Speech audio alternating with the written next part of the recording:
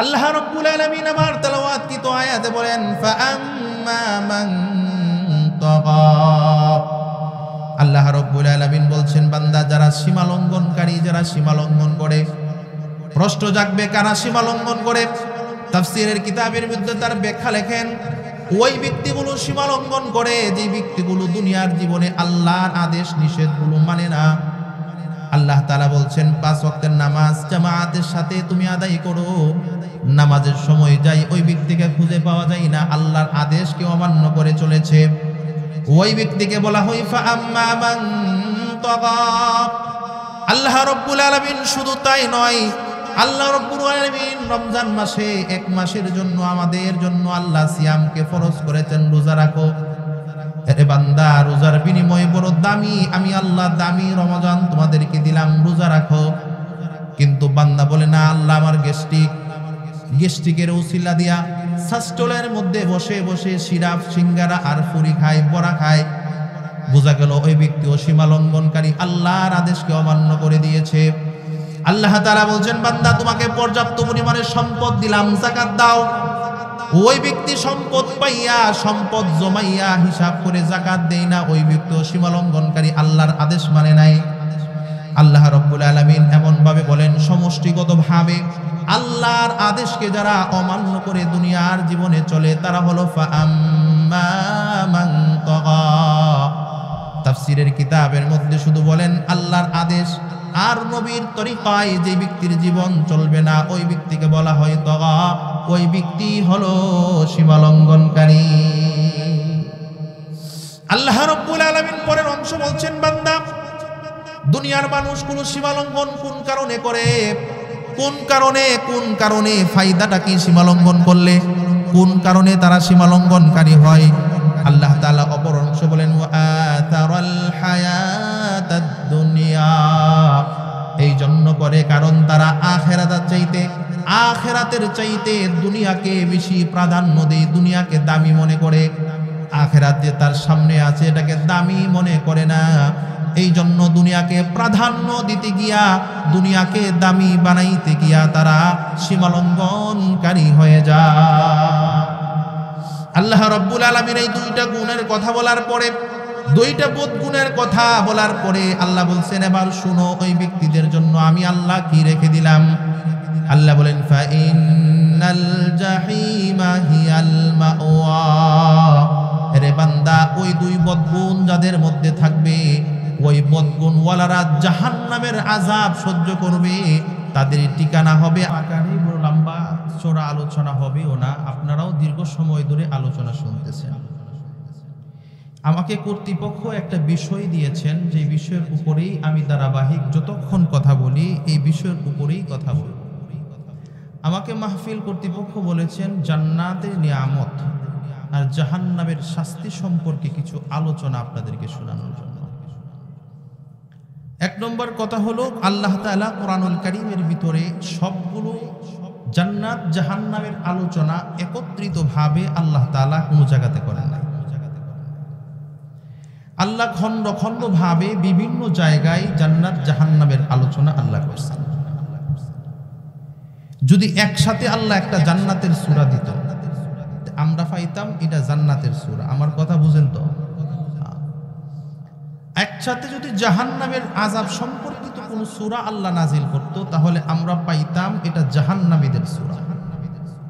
কিন্তু আল্লাহ একসাথে জান্নাত আর জাহান্নামীদের সূরা আল্লাহ একসাথে বর্ণনা করেন নাই। প্রশ্ন জাগবে আমাদের যে আল্লাহ একসাথে দিলেন না কেন? আমাদের তো ফায়দা হইতো দিলে একসাথে পাইতাম। আর মোটামুটি যেই জায়গাতে আল্লাহ জাহান্নামের আযাবের কথা বলছেন, পাশাপাশি জান্নাতের কিছু না কিছু নিয়ামতের কথা আল্লাহ জাহান্নামের পাশাপাশি বলছেন। আমাদের প্রশ্ন হলো আল্লাহ জান্নাত আর জাহান্নামের আলোচনা একসাথে করছে না কেন? আমার মুসলমান ভাইরা, আল্লাহর হাবিব সাল্লাল্লাহু আলাইহি ওয়াসাল্লামের কাছে জিবরাইল আয়াত নিয়ে আসলেন, ইয়া আইয়ুহাল্লাযীনা আমানু কু আনফুসাকুম ওয়া আহলিকুম নারা।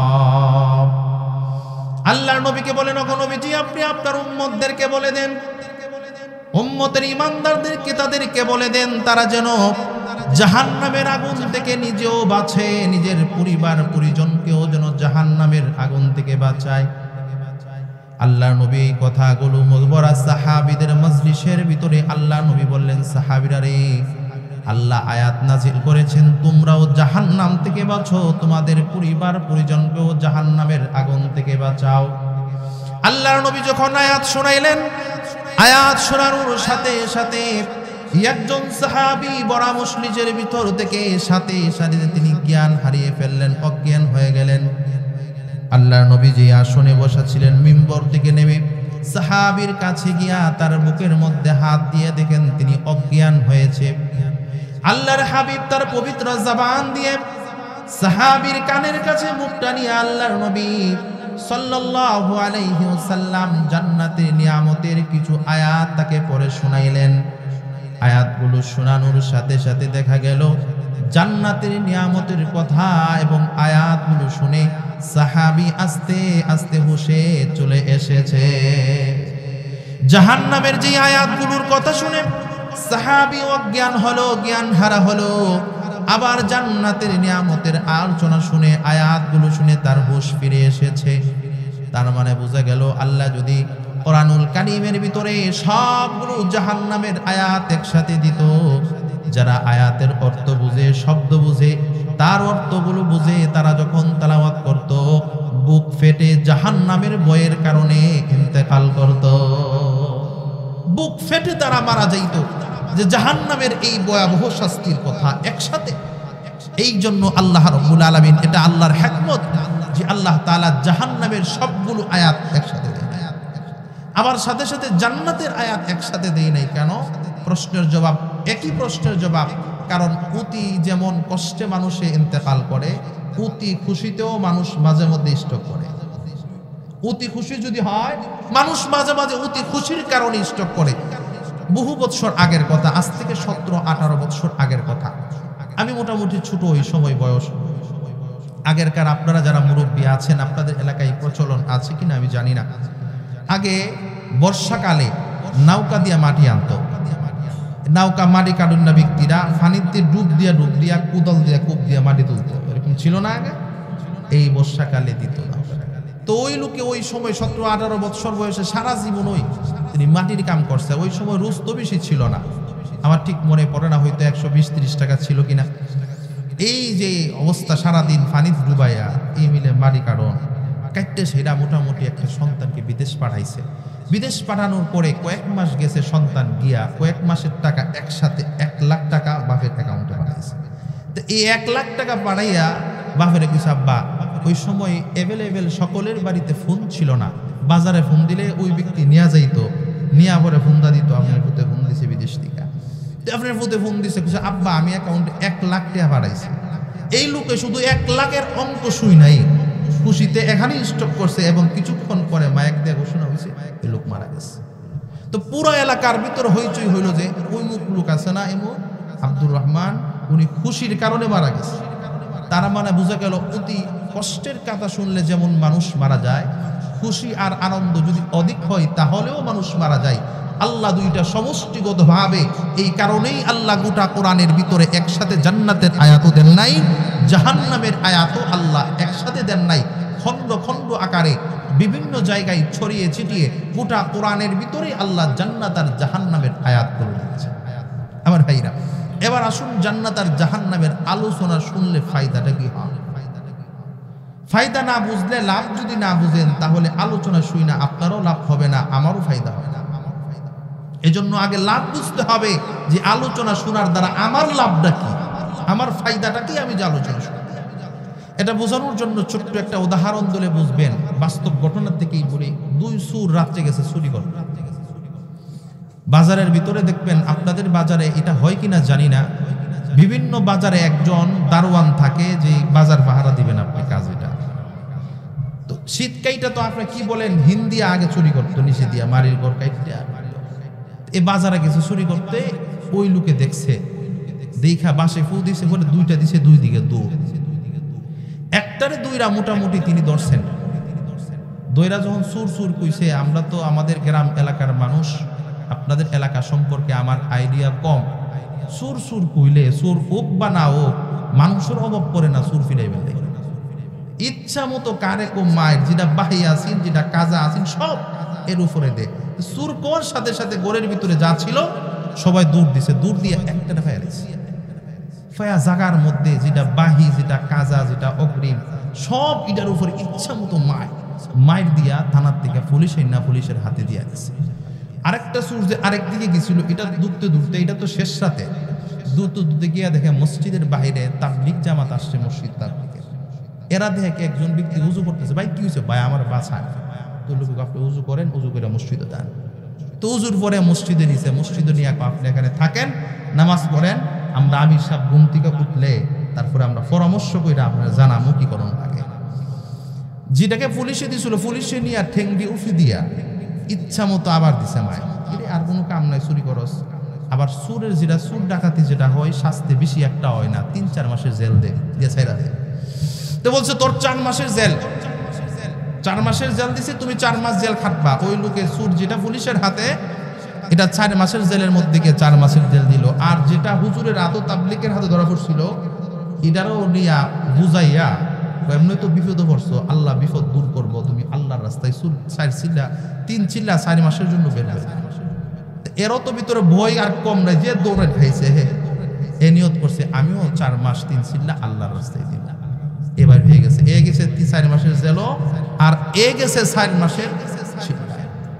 যে জেলও কিছু হে আইসা এখন রাস্তার মধ্যে এর হাতে নিয়ে চাচা কি চাচে দাঁড়াও কিদারে তুই নাকি রাত্রে করতি ওখানে দিনে যে মায়ের খাইছি। আর মানুষে আগে জানতো না আমি যে চুরি করতাম, ওনে রাস্তাতে আটলে আমার চুর ডাকে। তো চিন্তা করলাম চুর যখন ডাকি লুকাইয়া লাভ নাই, ওনে প্রকাশ্য ভালো, প্রকাশ্যে ভালো। আমার তো চুর ডাকেই মানুষ আমারে, তো চুর যখন ডাকে আর লুকাইয়া লাভ নাই, প্রকাশ্যে ভালো। এই জন্য যেটা আছে দিয়ে যাও গা। প্রমোশন হয়েছে সুরে জেলখানার থেকে ডাকাত হয়ে বের হয়েছে।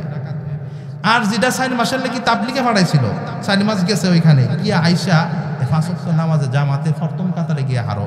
লোক কিও ভাই সাহেব আপনি তো অতদিন মসজিদে দেখছি না।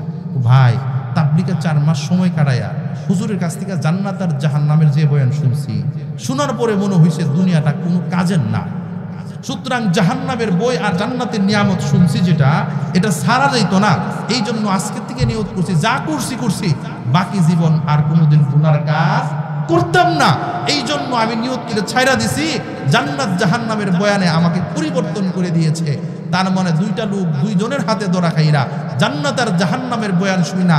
এক ব্যক্তি নবীর সুন্নত চিনছে, ইহদিনাস সিরাতাল মুস্তাকিম যেটাকে বলা হয়, ইহদিনাস সিরাতাল মুস্তাকিম, সরল সহজ পথ যেটা, জান্নাতের পথ যেটা, সেটা খুঁজে পাইছে। আর যার কাছে পুলিশে দিছিল এই সুরটিকা ডাহাই দিয়েছে। এজন্য মুসলমান ভাইরা রে আমার, জান্নাত আর জাহান্নামের বয়ে, জান্নাত আর জাহান্নামের বয়ানে আমাদের কি ফায়দা হবে এটা। জান্নাত আর জাহান্নামের কথাগুলো যদি আমরা দিলের কান দিয়ে শুনি, হতে পারে আমাদের জীবনগুলো পরিবর্তন হয়ে যাবে।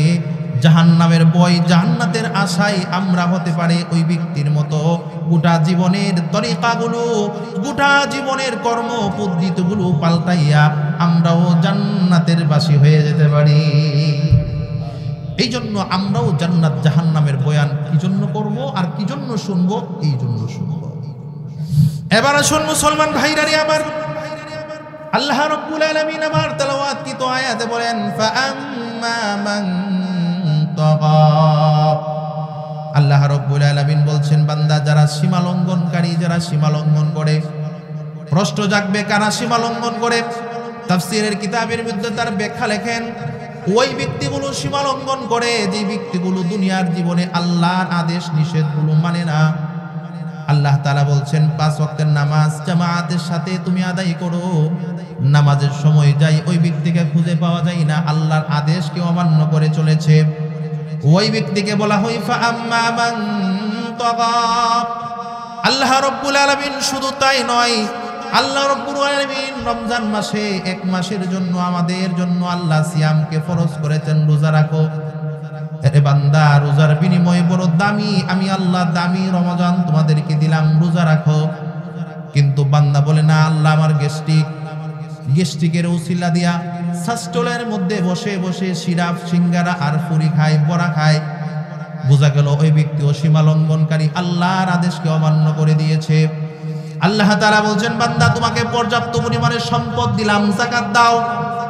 ওই ব্যক্তি সম্পদ পাইয়া, সম্পদ জমাইয়া হিসাব করে যাকাত দেয় না, ওই ব্যক্তি সীমা লঙ্ঘনকারী, আল্লাহর আদেশ মানে নাই। আল্লাহ রাব্বুল আলামিন এমন ভাবে বলেন, সমষ্টিগতভাবে আল্লাহর আদেশকে যারা অমান্য করে দুনিয়ার জীবনে চলে তারা হলো ফাআম্মা মান তাগা। তাফসীরের কিতাবের মধ্যে শুধু বলেন আল্লাহর আদেশ আর নবীর তরিকায় যে ব্যক্তির জীবন চলবে না ওই ব্যক্তিকে বলা হয় তাগা, ওই ব্যক্তি হলো সীমা লঙ্ঘনকারী।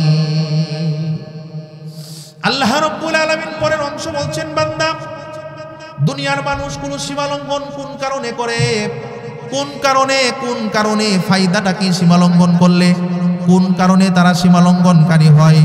আল্লাহ তাআলা অপর অংশ বলেন, ওয়া আতারাল হায়াতাদ দুনিয়া, এই জন্য করে কারণ তারা আখিরাতের চাইতে দুনিয়াকে বেশি প্রাধান্য দেয়, দুনিয়াকে দামি মনে করে। আখিরাত যে তার সামনে আছে এটাকে দামি মনে করে না, এই জন্য দুনিয়াকে প্রাধান্য দিতে গিয়া, দুনিয়াকে দামি বানাইতে গিয়া তারা সীমা লঙ্ঘনকারী হয়ে যায়। আল্লাহ রাব্বুল আলামিন এই দুইটা গুণের কথা বলার পরে, দুইটা বদগুণের কথা বলার পরে আল্লাহ বলছেন, এবার শুনো ওই ব্যক্তিদের জন্য আমি আল্লাহ কি রেখে দিলাম। আল্লাহ বলেন, ফা ইন্নাল জাহিমা হিয়াল মাওয়া।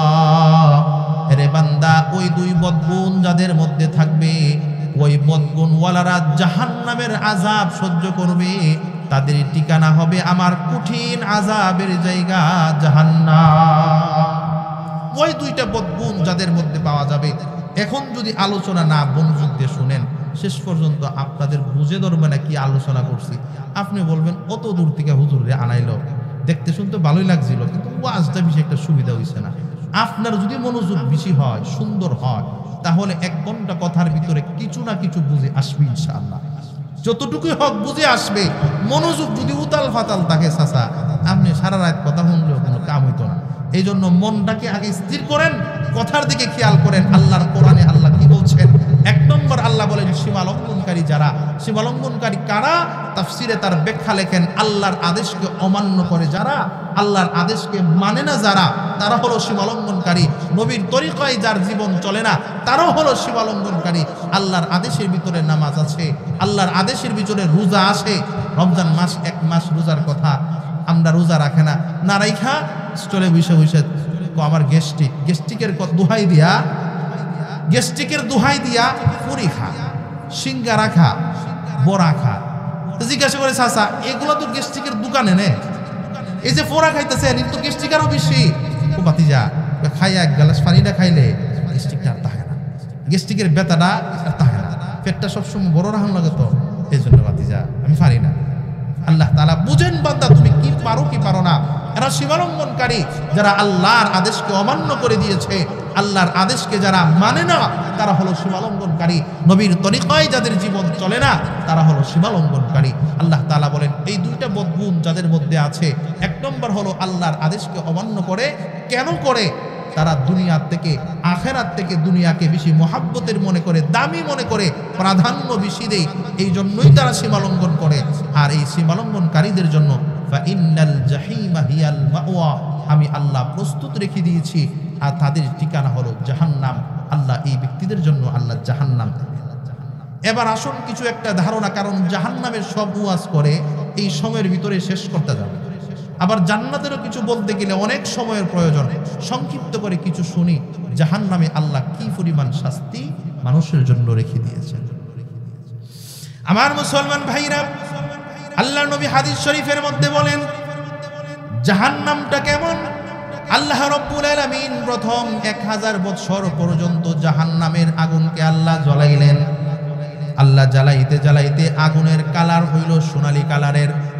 1000 বছর জ্বালানোর পরে আগানোর কালার ধরেছে সোনালী কালার। আরো 1000 বছর পর্যন্ত আল্লাহ জাহান্নামের আগুনকে জ্বালাইলেন। জ্বালাইতে জ্বালাইতে আগুনের কালার হইল একদম সাদা। আরো 1000 বছর আল্লাহ জাহান্নামের আগুনকে জ্বালাইলেন। আরো 1000 বছর জ্বালানোর পরে মোট 3000 বছর আগুনকে প্রজ্বলিত করার পরে আগুনের রং ধারণ করেছে কালো। আজ থেকে নিয়ে প্রায় কিয়ামত পর্যন্ত মানুষকে হিসাবের আগ পর্যন্ত এই আগুন আস্তে আস্তে কালো থেকে কালো হইতে থাকবে, কালোটা কমবে না, তারপরে আর নতুন কোন রূপ ধারণ করা হবে না। আল্লাহর নবী বলেন জাহান্নামের গভীরতা কেমন?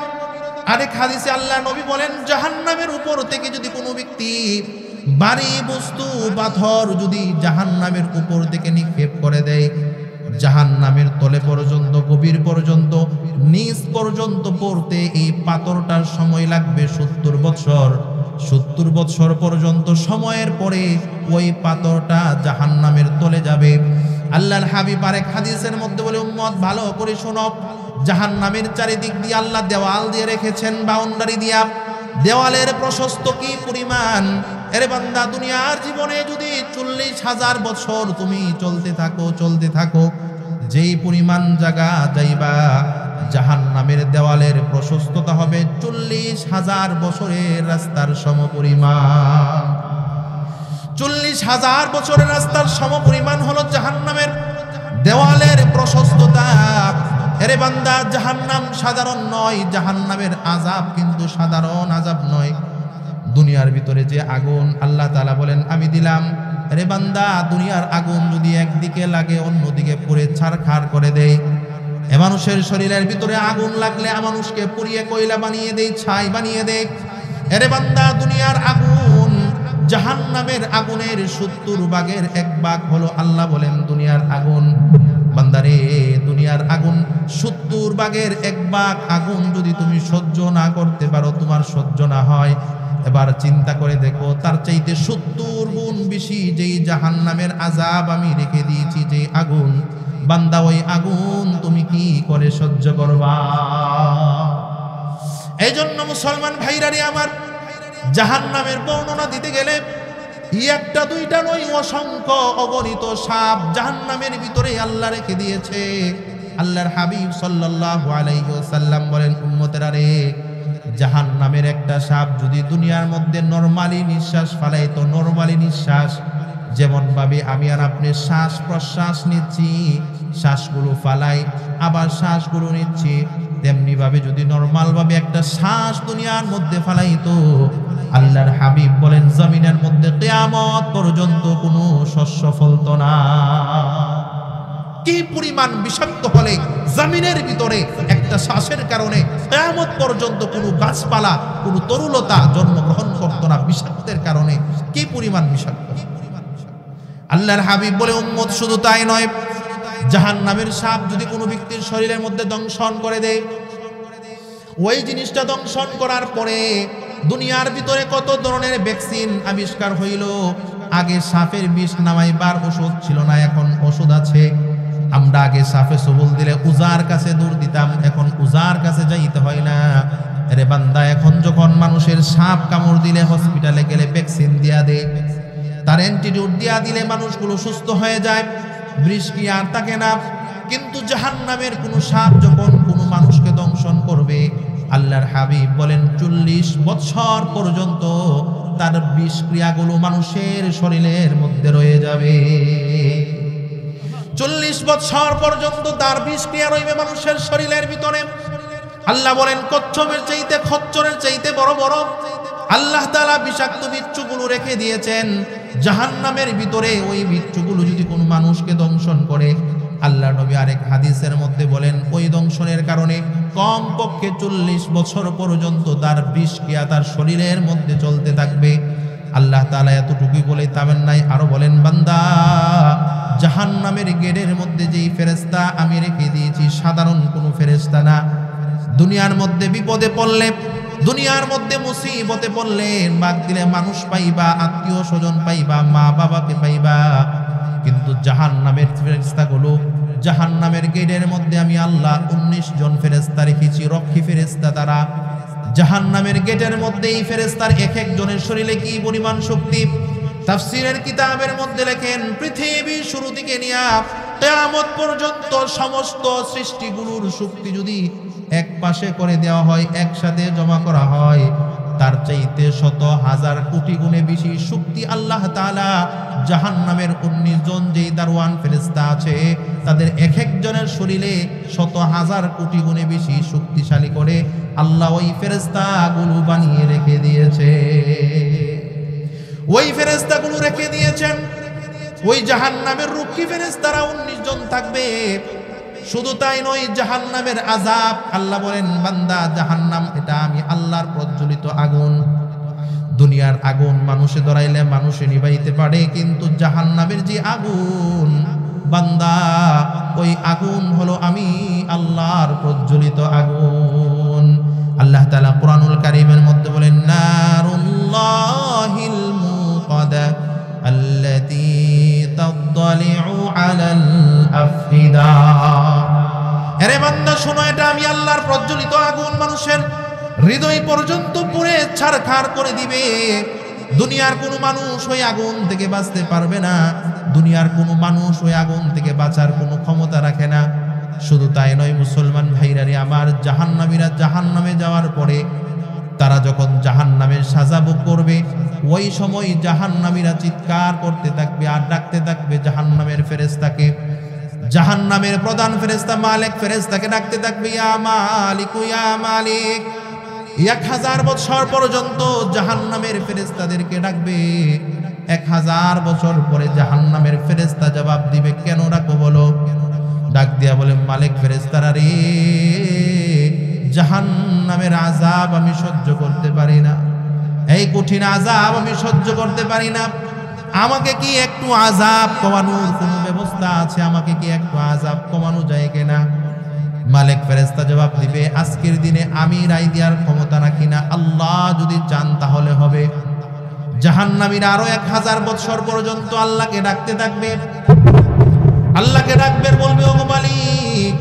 1000 বছর পর্যন্ত আল্লাহকে ডাকার পরে আল্লাহ তাআলা 1000 বছর পরে জবাব দিবেন। এবার জাহান্নামীরা বলবে আল্লাহ 1000 বছর পর্যন্ত মালিক ফেরেশতাকে ডাক দিলাম, আল্লাহ 1000 বছর পরে জবাব দিল, কিন্তু কোনো উপকার আমার করতে পারে নাই। আল্লাহ আরো 1000 বছর পর্যন্ত আপনাকে ডাকলাম, ওগো মালিক আরো 1000 বছর পর্যন্ত ডাকার পরেও কোনো মানুষ জবাব দিল না, আপনি 1000 পরে জবাব দিলেন। আল্লাহ আমাকে কি একটু আজকে বিচারটা সহজ করে দেওয়া যায়, কিংবা আমাকে কি মৃত্যু দেওয়া যায় নাকি? আমি মরে গেলে মনে হয় ভালো হয়। আল্লাহ রাব্বুল আলামিন ডাক দিয়ে বলেন, বান্দা তোমার কি খুব বেশি কষ্ট হয় নাকি? তোমার কষ্টটা খুব বেশি হয় নাকি? ডাক দিয়ে বলবে আল্লাহ বেশি কষ্ট হয় মালিক, সহ্য করতে পারি না জাহান্নামের আগুন। আল্লাহ রাব্বুল আলামিন তখন জবাব দিবে, বান্দারে মৃত্যুকে আমি আল্লাহ চিরদিনের জন্য মিটিয়ে দিয়েছি, মৃত্যু আর নাই। তোমরা এখন চিরকালের জন্য জাহান্নামী হয়ে গেছো। তোমরা অনন্ত অসীম কাল পর্যন্ত এই জাহান্নামের সাজাগুলো ভোগ করতে থাকো। আর কোনো সুযোগ নাই, জাহান্নামের সাজা অনন্ত কাল পর্যন্ত তোমরা ভোগ করো। এই জন্য মুসলমান ভাইরা, যদি শুধু জাহান্নাম নিয়ে কথা বলতে যাই, এক এক অধিবেশনে জাহান্নামের আলোচনা শেষ করা যায়। আল্লাহ এই জাহান্নাম কেন দিবেন? আল্লাহ কোনো বান্দাকে জাহান্নাম দিতে চায় না। এই জন্য কোরআনের ভিতরে আল্লাহ তাআলা জায়গায় জায়গায় যেই কাজ করলে মানুষ জাহান্নামী হয়, এই কাজকে আল্লাহ সাবধান করে বলে দিয়েছেন, বান্দা দুনিয়ার জীবনে এই কাজগুলো থেকে বেঁচে থাকো, জাহান্নাম থেকে বাঁচো। আমি আল্লাহও চাই না বান্দা তুমি দুনিয়ার থেকে জাহান্নামী হয়ে দুনিয়ার থেকে, আমি আল্লাহ চাই না তুমি জাহান্নামী হও, আমি আল্লাহও চাই তুমি দুনিয়ার থেকে জান্নাতি হয়ে দুনিয়ার থেকে। আল্লাহ রাব্বুল আলামিন পরের আয়াতে বলেন, ওয়া আম্মা মান খাফা মাকামা রাব্বিহি ওয়া নাহান নাফসা আনিল হাওয়া ফাইন্নাল জান্নাতা হিয়াল মাওয়া।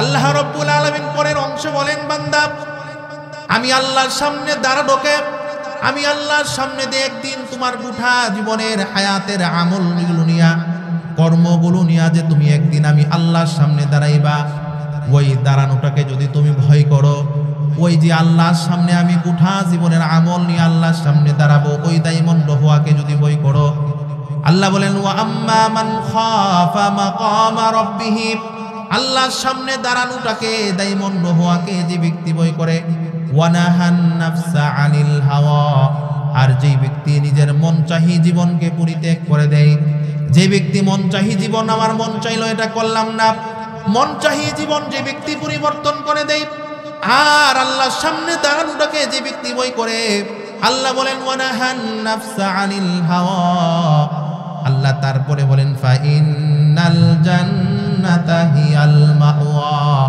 আমি আল্লাহ ওই ব্যক্তিদের জন্য, ওই গুণওয়ালা ব্যক্তিদের জন্য আমি আল্লাহ রেখে দিয়েছি জান্নাত।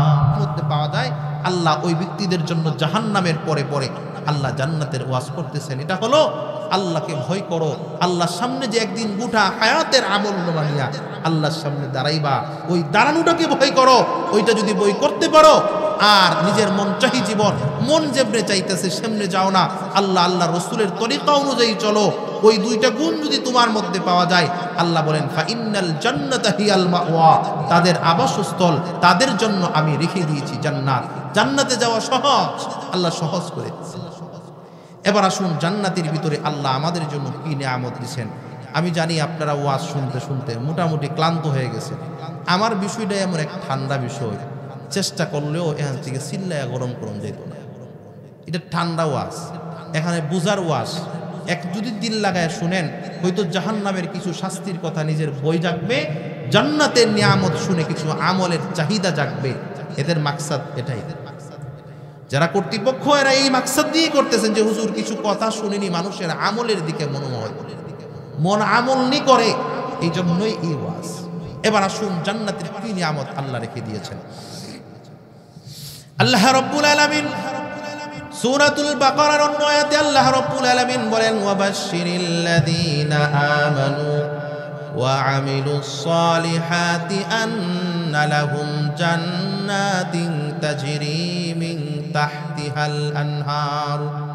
আল্লাহ রাব্বুল আলামিন বলেন রে মানুষ শোনো, এই ইমানদারেরা শোনো, ওগো নবী আপনি আপনার উম্মতদেরকে বলে দিন, তারা যদি ঈমান আর আমল দুইটা নিয়ে আসতে পারে, হায়াতের জীবনে যদি ঈমান আর আমল দুইটা জিনিস তাদের সঙ্গে থাকে, আমি আল্লাহ ওই ব্যক্তিদের জন্য, ওই ঈমানওয়ালা আমলওয়ালা ব্যক্তিদের জন্য আমি আল্লাহ প্রস্তুত রেখে দিয়েছি জান্নাত।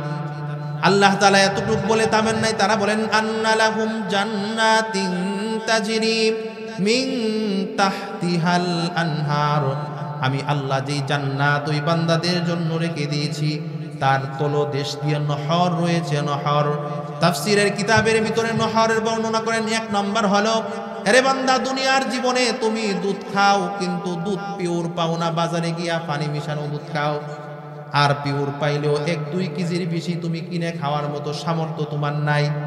তুমি অনেক সময় প্রতিদিন দুধ কিনে খাইতে পারো না, অনেক টাকা দাম দুধের। আরে বান্দা দুনিয়ার জীবনে খাঁটি দুধ পাও না, পাইলেও টাকার কারণে খাইতে পারো না। আর না হয় তোমার প্রেশার আছে, ডাক্তার না করছে দুধ খায়েন না, আর না হয় তোমার হার্টের সমস্যা, ডাক্তার বলছেন আপনি দুধ খাবেন না। কোনো না কোনো সমস্যার কারণে বান্দা দুনিয়ার জীবনে তুমি দুধ খাইতে পারো না, আমি আল্লাহ জান্নাতের তলদেশ দিয়ে তোমাদের জন্য দুধের নহর বানিয়ে দিয়েছি, দুধের নহর। বান্দা ওইখান থেকে যত মনে চাই তত দুধ তুমি জান্নাতে খাইতে পারবা। 2 নম্বর হলো বান্দা জান্নাতের ভিতরে তোমার জন্য মধুর নহর রেখেছি। মধুর নহর কোন জিনিসটা? মধু, খাঁটি মধু খুঁজে পাওয়া বড় মুশকিল। বাজারের মধ্যে চিনির শিরা দিয়া, সাথে আরো আর্টিফিশিয়াল মেডিসিন দিয়া বাজারের মধ্যে মধু পাওয়া যায়, খাঁটি পাওয়া যায় না। কিন্তু খাঁটি পাওয়া গেলে দাম বেশি। 1 কেজি 2 কেজি কিনে করে সবাই মিলেমিশে খাই, বেশি খাইতে পারো না। আরে বান্দা দুনিয়ার ভিতরে মধুর স্যাম্পল দিলাম, তোমরা পছন্দ করো, আমি আল্লাহ দেখছি, আমি আল্লাহ দেখেছি। বান্দা দুনিয়ার জীবনে তুমি মধু বড় পছন্দ করো, মধু খাইতে চাও, আমি আল্লাহ ওই জান্নাতের তলদেশ দিয়ে আরেকটা মধুর নহর জারি করে দেব। বান্দারে যত চাইবা তত ওই মধুর নহর থেকে তুমি মধু পান করতে পারবা। আরে বান্দা দুনিয়ার জীবনে কোনোদিন শরাব খাও নাই। দুনিয়ার শরাব হলো কান্দা শরাব, পচা শরাব। একটা যদি উপকার হয় 5টা তার ক্ষতি হয়। মানুষের হিতাহিত জ্ঞান থাকে না, নিজের কন্যাকে গিয়ে ধরতে চায় বউ মনে করে, কারণ তার হিতাহিত জ্ঞান হারিয়ে ফেলেছে। দুনিয়ার শরাব খাইলে মানুষও ভালো বলে না, শরীরের একটা যদি উপকার হয় 5টা তার শরীরের মধ্যে ক্ষতি হয়। আরে বান্দা, ওয়াসাকাহুম রাব্বুহুম শারাবান তাহুরা, আরে বান্দা আমি আল্লাহ জান্নাতের ভিতরে এমন পবিত্র শরাব রেখে দিয়েছি, এক একটা ডুব দিবা আর এমন স্বাদ অনুভব করবা যা দুনিয়ার মধ্যে কোনোদিন তুমি অনুভব করো নাই। এমন শরাবের নহর, মধুর নহর, দুধের নহরগুলো বান্দা, আন্না লাহুম জান্নাতিন তাজরি মিন তাহতিহাল আনহার, আল্লাহ যে বলছেন জান্নাতের তলদেশ দিয়ে নহর রাখছেন। কোন নহর? 1 নম্বর হলো দুধের নহর, 2 নম্বর হলো মধুর নহর, 3 নম্বর হলো পবিত্র শরাবের নহর আল্লাহ জান্নাতের তলদেশ দিয়ে রাখছেন। আল্লাহ রাব্বুল আলামিন আয়াতের পরের অংশ বলেন, কুল্লামা রুজিকু মিনহা মিন সামারাতির রিজকান ক্বালু হাযাল্লাযী রুজিকনা মিন ক্বাবল ওয়া উতু বিহি মুতাশাবিহা ওয়া লাহুম ফিহা আজওয়াজুম মুতাহহারা। আরে বান্দা, জান্নাতীরা যখন জান্নাতের ভিতরে চলবে, জান্নাতীরা যখন জান্নাতের ভিতরে থাকবে, তখন তাদের সামনে আল্লাহ তাআলা বলেন, জান্নাতের সামনে, মানুষদের সামনে জান্নাতের ফলগুলো দেওয়া হবে। 1 নম্বর ব্যাখ্যা হলো, জান্নাতের ফল দেখা মানুষ বলবে এটা তো দুনিয়াতে মনে হয় খাইছিলাম, দুনিয়াতে আপেলের মতোই দেখা যা। ফেরেশতারা ডাকদা বলবে, না না, দেখতে যদিও দুনিয়ার ফলের মতো হয়, কামড় দিয়া দেখেন, স্বাদ, গন্ধ, স্বাদ, ঘ্রাণ একটাও দুনিয়ার মতো নয়। 2 নম্বর হবে, 2 নম্বর অর্থ হবে, এটা একটু আগেই তো আমরা জান্নাতের ভিতরে এই ফলটা খাইলাম, আবারও এই ফল দিছেন। তখন ফেরেশতারা বলবে, না না, এই ফল আপনি কোনোদিন খান নাই, যেই ফল আপনাকে দেওয়া হয়েছে আপনি কামড় দিয়া দেখেন, ফলের স্বাদ ভিন্ন হবে। জান্নাতীরা যখন ফলটা নিয়া, জান্নাতের ফলটা নিয়া কামড় দিবে, এক একটা কামড়ের ভিতরে 70 ধরনের ঘ্রাণ পাবে, 70 ধরনের স্বাদ পাবে, 70 ধরনের কালার এক একটা কামড়ের ভিতরে, জান্নাতে ফলের ভিতরে তারা দেখতে পাবে। 70 ধরনের ফল, 70 ধরনের কালার। গোটা পৃথিবীতে, গোটা পৃথিবী রিচার্জ করলে দেখা যায় একটা ফল এমন আছে যেই ফলটা, এই ফলটার কালার হলো 7টা, ঘ্রাণ হলো 7টা, স্বাদ হলো 7 প্রকারের। একটা ফলের ভিতরে 7 ধরনের স্বাদ পাওয়া যায়, 7 ধরনের ঘ্রাণ আসে, 7টা কালারও আসে। এর চাইতে এর অধিক কোনো ফল এখনো পর্যন্ত পৃথিবীর কোথাও আছে কিনা আমার জানা নাই, আবিষ্কারও পাওয়া যায় নাই। যারা গবেষণা করে তারাও এখন পর্যন্ত পায় নাই। কিন্তু জান্নাতের এক একটা ফল আপনি কামড় দিবেন, প্রতি কামড়ে কামড়ে ভিন্ন 70 ধরনের স্বাদ পাবেন, ভিন্ন 70 ধরনের ঘ্রাণ পাবেন, ভিন্ন 70 ধরনের মজা এই জান্নাতের ভিতরে আপনি অনুভব করতে পারবেন। সুবহানাল্লাহ। আল্লাহ রাব্বুল আলামিন পরের অংশ বলেন, ওয়ালাহুম ফিহা আজওয়াজুম মুতাহহারা, আমি আল্লাহ জান্নাতের ভিতরে তোমাদের জন্য পবিত্র স্ত্রী রেখে দিয়েছি। আরে বান্দা, দুনিয়ার স্ত্রীদের মতো না। দুনিয়ার স্ত্রীরা একদিন যদি চক্ষু বালা করে পরিষ্কার না করে, চক্ষু দিয়া ময়লা জমে থাকে চোখের সাইডে, দাঁত যদি একদিন ব্রাশ না করে, দাঁত দিয়া, মুখ দিয়া দুর্গন্ধ জনিত কারণে মুখে দিয়া দুর্গন্ধ বের হয়, চোখ দিয়া ময়লা আসে, মুখ দিয়া দুর্গন্ধ আসে। আল্লাহ তার পেটের ভিতরে একটা টাঙ্কি রাখছেন প্রস্রাবের জন্য, একটা টাঙ্কি রাখছেন পায়খানার জন্য, অন্য একটা টাঙ্কি রাখছেন মাসিক ঋতুস্রাবের জন্য। সবগুলো শরীর দিয়া আল্লাহ তার উপরে একটা গোস্তের লেপ দিয়া দিলেন, চামড়া দিয়ে দিলেন। এই জন্য এগুলো দেখা যায় না। এগুলো একদিন যদি ভালো করে দাঁত মাজায়, পরের দিন স্বামী বলবে তোমার দাঁতটা মাই যাও, মুখের থেকে দুর্গন্ধ করে। চোখের মধ্যে যদি ময়লা থাকে, স্বামী বলবে তোমার চোখের মধ্যে ময়লা দেখা যায়, চোখের ময়লাটা পরিষ্কার করে আসো। আল্লাহ বলেন, না না রে বান্দা, দুনিয়ার স্ত্রীর যত গুণ আছে সবগুলোকে মাইনাস করিয়া আমি আল্লাহ ওয়ালাহুম ফিহা আজওয়াজুম মুতাহহারা, এমন পবিত্র স্ত্রী জান্নাতের ভিতরে তোমাদেরকে রেখে দিয়েছি। তোমার নজরের আগে ওই নজর দিয়া কোনো ব্যক্তি ওই স্ত্রীকে তোমার নজরের পূর্বে কেউ নজর দিয়ে দেখে নাই। তুমি প্রথম দেখেছো, তোমার আগে আর কেউ দেখে নাই। তুমি সর্বপ্রথম তার দিকে তাকাইছ, তোমার আগে কেউ দেখে নাই। দুনিয়ার স্ত্রী যদি পর্দাওয়ালাও হয়, পর্দানিশীনও যদি হয়, পর্দাওয়ালা স্ত্রীকেও যদি পাশের বাড়ির থেকে কেউ কোনো ছেলে দেখতে যায় বিয়ের জন্য, শরীয়তে বলেন ছেলে দেখা জায়েজ। শরীয়তে জায়েজ হলেও ছেলে দেখে 2-4টা দেখা তারপরে বিয়ে হয়। আপনার স্ত্রীকে কেউ না কেউ আপনার আগে দেখেছেন, কিন্তু আল্লাহ বলেন জান্নারে, জান্নাতের ভিতরে যেই পবিত্র স্ত্রী রেখে দিয়েছি, তোমার পূর্বে, তোমার নজরের পূর্বে অন্য কেউ তোমার চর্ম চক্ষু দিয়ে কোনোদিন সেই স্ত্রীকে দেখে নাই। তোমার পূর্বে তুমি প্রথম দেখছো, যেটাকে আপনিই প্রথম দেখবেন, আপনার আগে স্পর্শ করবে কে? দেখছেনই আপনি প্রথম, স্পর্শ কে আর করবে আপনার আগে? দুনিয়ার স্ত্রীর ভিতরে এক গবেষণায়, আজকের গবেষণা, এটা গবেষণায় বোঝা গেছে এখনকার বর্তমান সময়ে শতকরা 40% নারীরা, বর্তমান জেনারেশনের শতকরা 40% মেয়ে এমন পাওয়া যায় বিয়ের পূর্বে কোনো না কোনোভাবে শারীরিক সম্পর্কে জড়িত হয়ে যায়। বিয়ের পুরো আগেও বিয়ে হইছে না, এর আগেই কোনো না কোনোভাবে 40% বর্তমান জেনারেশনের নারী কোনো না কোনোভাবে শারীরিক সম্পর্কে কোনো পরপুরুষের সাথে লিপ্ত হয়ে যায়। যে পুরুষে, যে নারীটা বিয়ের আগেই অন্য নারীর সাথে তার শারীরিক সম্পর্কে লিপ্ত হয়, এটাকে স্পর্শ শুধু নজর না, স্পর্শ না, নিজের সতীত্ব পর্যন্ত বিয়ের আগেই দিয়ে দিছে। বিয়ের আগেই সতীত্ব দিয়ে দিচ্ছেন। আল্লাহ বলেন এমন স্ত্রী দেব না, এমন স্ত্রী দিব যেটা তুমি কেন তোমার নজরই সর্বপ্রথম, তার আগে আর কেউ নজর দেয় নাই, তুমি সর্বপ্রথম নজর দিয়া এটাকে দেখবা। আল্লাহ এমন দামি স্ত্রী রেখে দিয়েছেন। দুনিয়ার স্ত্রীর মতো নাপাকি নয়, দুনিয়ার স্ত্রীর মতো এমন নয় দেখতে কালা। রে একটা কালা যে মুরগিরা বিয়া করছিলাম, 50 বছরের জিন্দিগিতে কোনোদিন কপাল থেকে সরে তারলাম না। 50 বছর ধইরা এই কাল্লাটা লই সংসার করন লাগতেছে। মাঝে মাঝে মনে মনে আফসোস করে, সব কথা তো মন খুলে বলতে পারে না। আবার কেউ যদি স্ত্রী দেখতে শুনতে ভালো হয়, দিলে দিলে তামান্না যদি আরেকটা বিয়ে করন যাইতো, মনের মধ্যে একটু শান্তি পাইতাম। কিন্তু এই স্ত্রীর ভয়ে, সমাজের ভয়ে, বিভিন্ন কারণে দ্বিতীয় বিয়া আর সারা জিন্দিগিতে কোনোদিন করে নাই।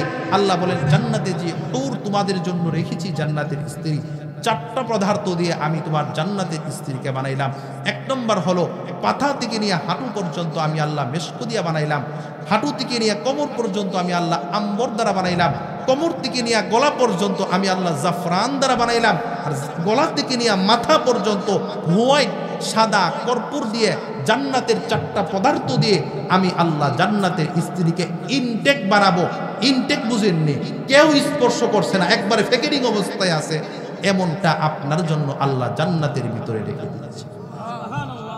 শুধু এতটুকুই আন না, জান্নাতি যে পোশাকগুলো 70,000 পোশাক পরার পরেও আল্লাহ নবী বলেন জান্নাতের স্ত্রীদের যে শরীরের ভিতরে 70,000 পোশাকের পরেও তার শরীর পর্যন্ত আপনি লক্ষ্য দিলে, দৃষ্টি দিলে তাকে দেখতে পারবেন, শরীর পর্যন্ত দেখা যায়। এমনকি শরীরের ভিতরে যে হাড্ডিগুলো আছে, হাড্ডির ভিতরে যেই পদার্থগুলো আমরা যেটাকে বলি ক্যালসিয়াম জাতীয় যে পদার্থগুলো আছে, ওইটা পর্যন্ত ওই ব্যক্তি এখান থেকে দেখা যাবে। আবার চিন্তা করেন কি পরিমাণ সৌন্দর্য দিয়া আল্লাহ জান্নাতি স্ত্রী বানাইছেন। শুধু তাই না, দুনিয়ার জীবনে একটা বিয়া করছেন, অনেকে আছে একটা বিয়া করার পরে এই বউ রাখতে গিয়া ভিটামিন খাওয়ান লাগে, ভিটামিন ছাড়া এই বউ থাকতো না। সকাল বিকাল ডিম সিদ্ধ করে খায়া তারপরে বউ থাকতো না। অথচ আপনি জান্নাতের ভিতরে কমসে কম 70টার থেকে নিয়া প্রায় লক্ষ লক্ষ এমনও মানুষ কয় আল্লাহ আমাদেরকে 70টা দিবেন না, আমাদের জন্য আল্লাহ অধিক দিবেন। যদি জিন্দিগিটা সুন্দর হয়ে যায়, এই উম্মতের জন্য আল্লাহ অধিক দিবেন। এটা অনেক পরে, 70টা যেটা বলছেন এটা অনেক পরে, আমাদের জন্য আল্লাহ অনেক রাখছেন। কিতাবের মধ্যে লেখেন কমপক্ষে 70টা, কমপক্ষে 70টা। প্রশ্ন জাগবে হুজুর, দুনিয়া 60 বছরের জিন্দিগিতে এক বউ রাখতে গিয়ে যে ঝামেলা হইছে, এই 70টা রাখতাম কেমনে? আল্লাহ কো বান্দা রাখবা কেমনে? 1 নম্বর হলো তোমার শরীরের ভিতরে 100 শক্তিমান পুরুষের শক্তি আমি আল্লাহ জান্নাতে দান করব। 100 শক্তিমান পুরুষের শক্তি তোমার শরীরে দান করব। তুমি দুনিয়ার জীবনে তুমি শারীরিক সম্পর্ক করলে চোখে মুখে দেখছো না, তুমি ক্লান্ত এমন হইছো, চোখে মুখে দেখো না, ক্লান্ত হয়ে গেছো। কিন্তু জান্নাতের ভিতরে হুরুল মান যারা আছে, তোমার শারীরিক সম্পর্ক যখন হবে, তুমি জিন্দেগিতেও দুর্বল হইতা না। প্রথমবার, এর আগের পরের বার তুমি আরো শক্তিশালী হইবা, কোনোদিন দুর্বল হইবা। দুনিয়ার জীবনে তো দুর্বল হইছো, যত সময় গেছে দুর্বল হইছে, এক সময় গিয়া দুর্বলতার কারণে আর পারছো না। কিন্তু জান্নাতের ভিতরে যত শারীরিক সম্পর্ক হবে তত শক্তিশালী হবে, মানুষ দুর্বল হবে না। আল্লাহ এমন শক্তিশালী জান্নাতের ভিতরে বান্দা। শুধু তাই নয়, জান্নাতের ভিতরে বান্দা তুমি সূত্রটা যে পাইছো দেখতে কেমন দুনিয়াটার মতো না, না, তুমি যেমন চাইবা, তুমি যেমন চাইবা। হেরা বাড়ির ফাঁসের বাড়ির বাবিটা খুব সুন্দর লাগতো আমার কাছে, যদি এমন হইতো। আল্লাহ তুই যেমন কস এমন হই, আপনি যেমন কইবেন আল্লাহ তেমন আপনার স্ত্রীকে বানাই দিবেন। আপনি যেমন চাইবেন, আপনি দুনিয়ার ভিতরে এক স্ত্রীর বেশি দ্বিতীয় স্ত্রী, আমার বাংলাদেশ সহকারে এই উপমহাদেশের মানুষগুলো দ্বিতীয় স্ত্রী গ্রহণ করতে চায় না, গ্রহণ করলেও বউয়ে দেয় না। অধিক বিয়া করতে অনেক মানুষ চাইলেও স্ত্রী অধিক বিয়া করতে দেয় না। এমনকি মরলেও, মইরা গেলেও, স্ত্রী মারা গেছে তারপরেও চেষ্টা করে জামাই নি মরার পরেও না বিয়া করে, মরার পরেও, আমার কথা বোঝেন না, মরার পরেও নি না বিয়া করে, এই চিন্তাটা জীবিত থাকা অবস্থায় করে। আমি ছোট্ট করে আপনাদেরকে একটা ঘটনা শোনাই। স্ত্রীর ক্যান্সার হয়েছে, অল্প বয়সী ক্যান্সার হওয়ার পরে ডাক্তার বলছেন 1 মাস আপনার হায়াত আছে, ডেডলাইন, তারপরে আপনার জীবন চলবে কিনা ডাক্তারের আমাদের যেটা আমাদের মনে হয় আপনার বেশি দিন চলবে না। তো ওই ব্যক্তি জানে হসপিটালের মধ্যে স্বামীকে বলতেছে, স্বামী গো আপনার বয়সটা কম, আমার বয়সটাও কম, আল্লাহ হায়াত হয়তো আমার কম দিছেন, আমি তো মইরা যাবো গা, ডাক্তারে কইছে যেহেতু একটা কথা রাখবেন, একটা ওসিয়ত। কিতা ওসিয়ত? ওসিয়তটা হইল যে আমি মরে যাওয়ার পরে কমপক্ষে আমার কবরের মাটি শুকানোর আগ পর্যন্ত, কবরের মাটিটা শুকানোর আগ পর্যন্ত আপনি বিয়ে শাদী করেন না। তে লোক চিন্তা করলেন, মোটামুটি 2-4 বছর সংসার করলাম, মহাব্বতের মানুষ, চলে যাইতেছে, শেষ একটা ওসিয়ত করতেছে, তো এটা তো রাখা যায়, এটা কি ফালানো যায় নাকি? ঠিক আছে, তুমি যেমন কিছু কমপক্ষে তোমার কবরের মাটি না শুকাইলে বিয়ে করতাম না। তো কিছুদিন পরে মহিলা মারা গেলেন। মহিলা মারা যাওয়ার পরে মাটি দিয়ে আসছে। এখন আমাদের একটা প্রচলন আছে, তা হইল নতুন নতুন কবর মাটি দিলে, নতুন নতুন মা বাবা ভাই বোন কেউ মরলে 5 ওয়াক্ত নামাজে আমরা পাওয়া যায়, কবরস্থানেও পাওয়া যায় ঘন ঘন। তারপরে 50 বছরও একবার কবরস্থানে যায় না। বাপরে যে দিয়ে আইছিল 40 দিন গেছে, তারপরে 50 বছর হয়ে গেছে গায়ের পরে, আর বাপের কবর ফাঁসে গিয়া একদিন রব্বির হামহুমা কামা রব্বায়ানি সগীরা, কতটুক পর্যন্ত, আর না হয় উদ্দুর হইতো আল্লাহ আমার বাপরে মাফ করো, উদ্দুর কোয়ার মতো নিমহারাম সন্তান তৌফিক হইছে না। 50 বছরে আর কোনোদিন যায় নাই। এ হলো নিমহারাম সন্তান। যে বাবার জমি দিয়া জমিওয়ালা হইছো, এই বাবা কবরে ঘুমায়, তুমি 50 বছরে গেলা না, তুমি মরার পরে তোমার সন্তানরা যাইব নি, এই চিন্তাটা করে। তুমিও তো মরবা, তুমি মরার পরে তোমার সন্তান যাবে কিনা? তুমি যখন বলতা প্রতিদিন সন্তান নে, মাঝে মাঝে কমপক্ষে সপ্তাহে 1 দিন হইলো ফুতরি গুইতা, ফুতরি আজকে তুই আমার লগে যাইবে কবরস্থান, তোর দাদার কবরটা জিয়ারত করতাম। আপনি টান্দা যদি যান, এ শিখতো যে বাপে মরলেও জিয়ারত লাগে। আপনি শিখাইছেন না, আপনি আশা করেন কেমনে আপনি মরার পরে আপনার সন্তান কবরের পাশে গিয়ে দোয়া করবে? আপনি শিক্ষা দিবেন, আপনি করে যাবেন, আপনার সন্তান করবে। আপনি করবেন না, এই আশা করবেন না আপনার সন্তান জিয়ারত করবে। আমার কথা হলো, আমার ভাইরা, ওই মহিলা বললেন যে আপনি বললাম কবরের মাটি শুকাইবার আগে আর বিয়ে শাদী কইরেন না। তো ওই লোকে গিয়া এখন প্রতিদিন কে মাটি চেক করে যে মাটিটা শুকাইছে, তো আমার বিয়া তো করুন লাগবো, বয়স অল্প। তো দেখি যে সময় মাটি চেক করে দেখা যায় নিচ থেকে পানি উঠে। কি রে, এই বিপদ কেমনে? 1 দিন 2 দিন 4 দিন 10 দিন 15 দিন 40 দিন চলে গেল, 1 মাস 1.5 মাস। এ লোকে মনে হয় আমার কপালে আর বিয়া নাই, যদি থাকতো তা কবরের মাটি শুকাইতো, পানি উড়ে গেছে। মাস 6 পরে কবরস্থানে ফাঁস দিয়ে যাইতেছেন যে সুরু শালা যেটা তার বউয়ের সুরু ভাই একটা কলসিলা কবরস্থান দিয়ে বাইরে হইতেছে। কলসি বুঝেননি? কলসটা কবরস্থান থেকে বাইরে হয়ে আসতেছে। কিরে তুই কবরস্থান কি করস?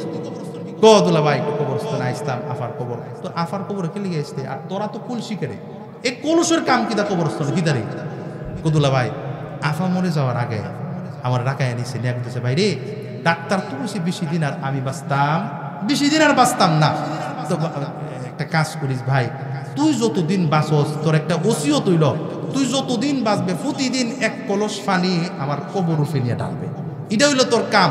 তুই যতদিন ডালস বাঁচস ততদিন 1 কলস পানি আমার কবর নিয়ে ডালবে।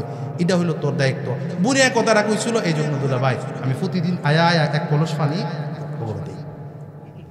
চিন্তা করে ইন্না লিল্লাহ, তাহলে বোঝা গেল কিয়ামত পর্যন্ত বিয়া করার সুযোগ আর নাই, কারণ আমি ওয়াদা করছিলাম কোনটা যে কবরের মাটি শুকাইলে তারপরে বিয়ে করুম। প্রতিদিন যদি এক কলস পানি কবরও দেয় আমার জিন্দিগি তো এমনি শেষ। তার মানে বোঝা গেল আমাদের এই জামানার ভারত উপমহাদেশের, বিশেষ করে বাংলাদেশ, ভারত, পাকিস্তানের অধিকাংশ মহিলারাই স্বামী দ্বিতীয় বিয়ে করুক এটা স্ত্রী চায় না। এটা চায় না যে স্বামী দ্বিতীয় বিয়ে করুক, আরেকটা বিয়ে করুক, এটা চায় না। কিন্তু আল্লাহ বলেন জান্নাতের ভিতরে বান্দা এমন মানসিকতা স্ত্রীর থাকবে না যে আমারে থয়া দিয়ে আরেকজনের কাছে গেছে গা। সবার মন মানসিকতা ফ্রেশ থাকবে। তুমি যতটা খুশি কখন এটা ব্যবহার করছো। আবার আরেকটা জান্নাতের মজা হইল বাসর ঘরের মজা। আমরা যারা বিয়ে করছি আমি সহকারে এক রাতের জন্য, কথা ঠিক না? বাসর ঘরের প্রথম বউয়ের প্রথম সাক্ষাৎ, যে লাজকতা, যে প্রথম সাক্ষাতের যে আবেগ ঘন অবস্থা, যে পরিস্থিতি, পরের দিন কি এটা আসেনি? আর কথা বুঝেন না? পরের দিন কি এটা আসেনি? কইমা আসে না? এক সপ্তাহ গেলে, এক মাস গেলে, 5 বছর গেলে বুঝতে তাহেনি, বুঝতে নাই।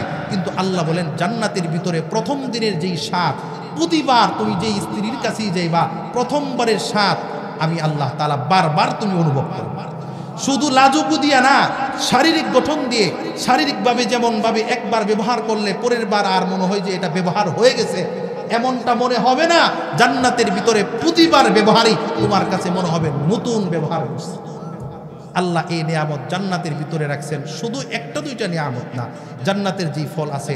আল্লাহ নবী সাল্লাল্লাহু আলাইহি ওয়াসাল্লাম আসলে আল্লাহ তাআলা নবীদেরকে জান্নাতের ফল ফলাদি দেখাইতেন। নবী তো নবী, তিনিকে দেখাইতেন। একদিন আল্লাহ নবী সাল্লাল্লাহু আলাইহি ওয়াসাল্লাম নামাজ পড়তেছিলেন, নামাজগত অবস্থায় এমনি সামনের দিকে হাত বাড়াইছেন। তো সামনে যে সাহাবীরা ছিল এগুলো লক্ষ্য করছে যে আল্লাহর হাবিব দি সামনের দিকে হাত বাড়ায়। নামাজের পরে রসুলকে জিজ্ঞাসা করলেন, ইয়া রাসূলুল্লাহ, ইয়া হাবিব আল্লাহ, আপনি যে নামাজের মধ্যে হাত বাড়াইলেন, নতুন কোনো নিয়ম আসেনি যে নামাজও সামনে হাত বাড়ান লাগবো? সাহাবীরা তো জানার জন্য প্রশ্ন করে, কোনো নিয়ম আসেনি সামনে হাত বাড়ান লাগবো? আল্লাহ নবী সাল্লাল্লাহু আলাইহি ওয়াসাল্লাম বলেন, সাহাবীরা রে শোনো, আমি এই জন্য সামনের দিকে হাত বাড়াইলাম, আমি জান্নাতের নিয়ামত রাজিগুলো দেখতেছিলাম। আমি দেখতেছিলাম জান্নাতের একটা আঙ্গুরের গুচ্ছ দেখা যায়, আঙ্গুরের গুচ্ছ দেখা যায়। আমি মনে মনে নিয়ত করলাম আমার উম্মতের জন্য সেই নিয়ামতের গুচ্ছরা নিয়ে আসব।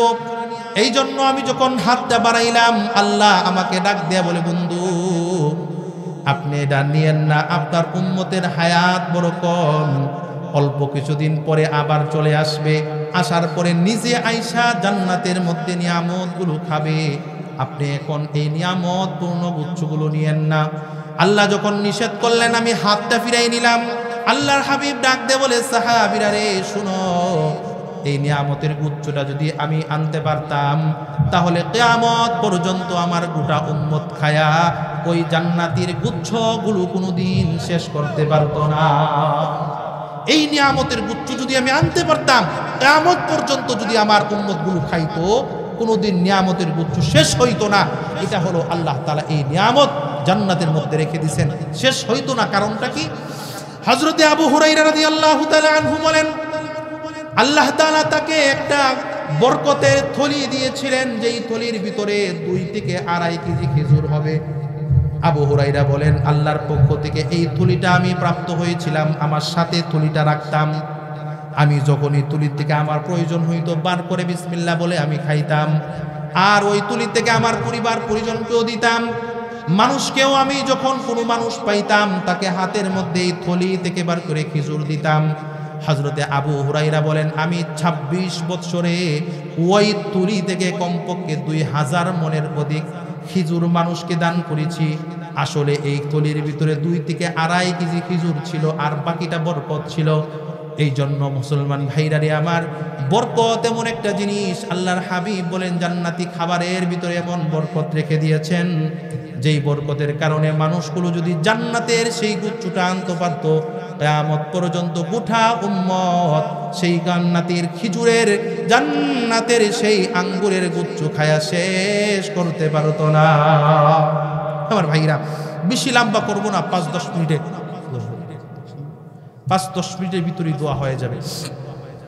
এজন্য আমার ভাইরা রে আমার, জান্নাতের একটা দুইটা নিয়ামত নয়, অসংখ্য অগণিত নিয়ামতে ভরপুর করা আছে জান্নাত। বান্দা তুমি যদি যাইতে চাও তোমার কর্ম করতে হবে।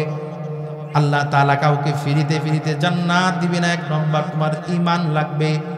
ঈমান ভীতি রেখে আল্লাহ তাআলা কাউকে জান্নাত দান করবে না।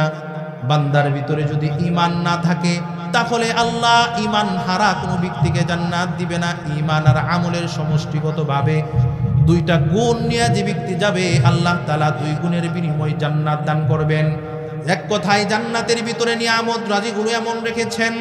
আল্লাহ রাব্বুল আলামিন কোরআনুল কারীমের অপর আয়াতে আল্লাহ বলেন ওয়ালাকুম ফিহা মা তাশতাহি আনফুসুকুম ওয়ালাকুম ফিহা মা তাদউন।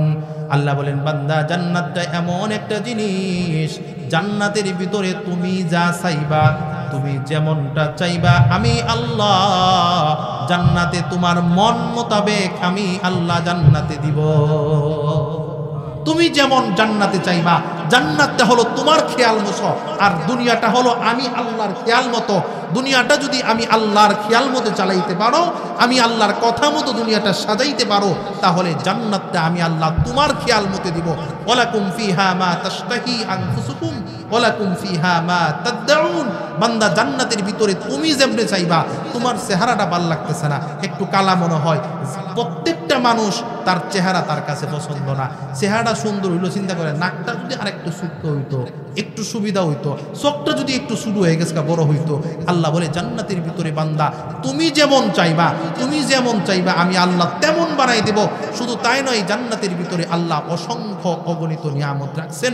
সবচেয়ে বড় যে নিয়ামত এটা হলো আল্লাহর দিদার, আল্লাহর মুলাকাত আল্লাহ জান্নাতের ভিতরে রাখছেন।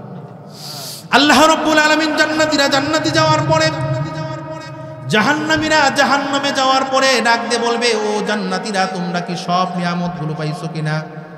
আবুল আইয়ুব সবরকন্দি রাহমাতুল্লাহি আলাইহি তানবিহুল গাফিলিন কিতাবের মধ্যে লেখেন, জান্নাতীরা জান্নাতে যাওয়ার পরে বলবে, আল্লাহ আপনি যা ঘোষণা করছিলেন তার থেকে 97 গুণ বেশি নিয়ামত পাইছি। আল্লাহ ডাক দেয়া বলে, বান্দারে তারপরেও আসল নিয়ামত এখন পর্যন্ত পাও নাই। জান্নাতীরা অবাক হয়ে বলবে, আল্লাহ আসল নিয়ামত কোনটা?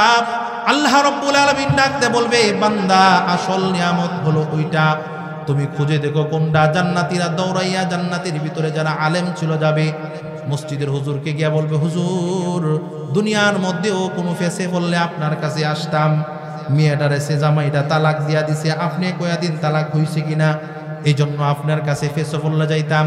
ওগো হুজুর আজকে জান্নাতের ভিতরে তো একটা ফেসে পড়লাম। আল্লাহ বলেন আসল নিয়ামত পাও নাই। আসল নিয়ামত কোনটা? আলেমেরা তখন সেজদায় পড়ে যাবেন, আল্লাহ জান্নাতের ফল ফলাদির জন্য কোনোদিন ইবাদত করি নাই, জান্নাতের ফল খাওয়ার জন্য ইবাদত করি নাই। আল্লাহ ইবাদত করেছিলাম তোমার মহব্বতে, তোমাকে ভালোবেসে। আল্লাহ জান্নাতে তুমি দেখা দিবে এই জন্য ইবাদত করেছিলাম। আল্লাহ তোমার দিদার হলো জান্নাতের বড় নিয়ামত। আল্লাহ বলবেন, হা হা আমার দিদার হলো জান্নাতের মধ্যে নিয়ামত। আল্লাহ বান্দাদের সাথে ওপেনলি জান্নাতের ভিতরে আল্লাহ দিদার দিবে। মুসলমান ভাইরারে আমার, জান্নাতের ভিতরে আল্লাহ যদি জান্নাতে যাইতে চাও, দুনিয়ার ভিতরে যদি তুমি সফলতার জীবন বুঝতে থাকো, দুনিয়ার ভিতরে সফলতার জীবন কোনটা, দুনিয়ার ভিতরে সার্থকতার জীবন কোনটা?